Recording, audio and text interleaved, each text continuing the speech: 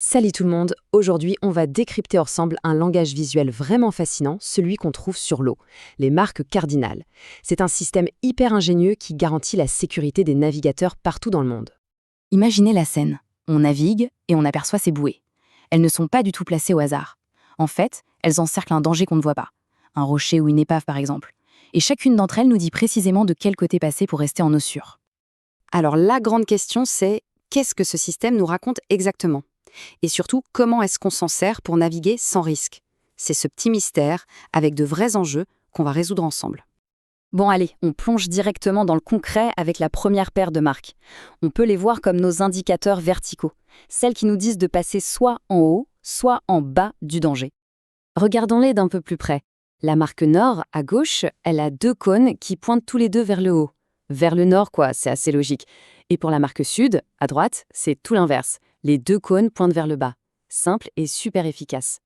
D'ailleurs, cet élément visuel super important, il a un nom. C'est le voyant. Ce sont ces deux cônes tout en haut de la bouée qui sont notre indice numéro 1 pour nous repérer pendant la journée. Donc si on résume ce qu'on voit de jour, c'est pas sorcier. Pour le nord, les cônes pointent vers le ciel et la couleur c'est noir au-dessus du jaune. Pour le sud, on inverse tout. Les cônes vers le fond et c'est le jaune qui est au-dessus du noir. C'est une super méthode, en plein jour, c'est clair. Mais que se passe-t-il quand le soleil se couche, quand les couleurs et les formes deviennent presque impossibles à distinguer? Eh bien, la nuit, le système prend vie d'une toute autre manière.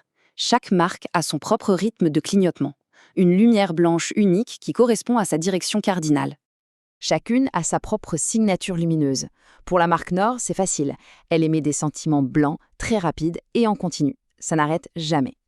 La marque Sud, par contre, elle a un rythme bien à elle.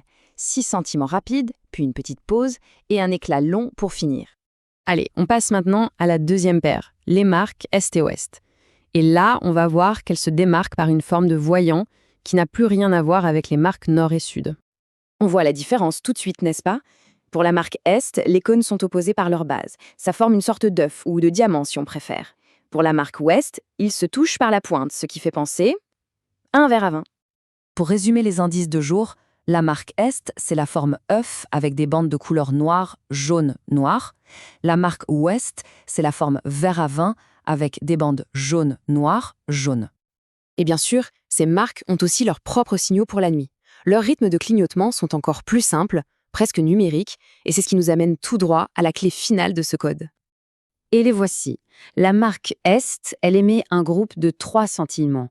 La marque Ouest, un groupe de 9.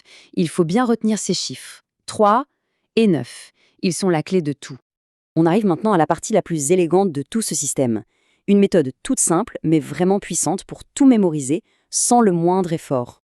Tout ce qu'on vient de voir, les directions, les formes, les rythmes un peu complexes, ça peut sembler un peu intimidant à retenir. Mais en réalité, il existe une astuce mnémotechnique incroyablement simple. Le moment de la révélation est arrivé. Et la voilà, la clé maîtresse. Tout le système est basé sur le cadran d'une horloge. C'est aussi simple que ça. Le nombre de clignotements pour chaque marque correspond directement à sa position sur une montre. C'est d'une simplicité géniale. L'Est, c'est à 3 heures, donc 3 sentiments. Le Sud, c'est en bas, à 6 heures, ce qui nous donne les 6 sentiments. L'Ouest est à 9 heures, pour 9 sentiments. Et le Nord, alors? Eh bien, il est tout en haut, à 12 heures, et il scintille en continu, comme pour marquer le sommet de l'horloge.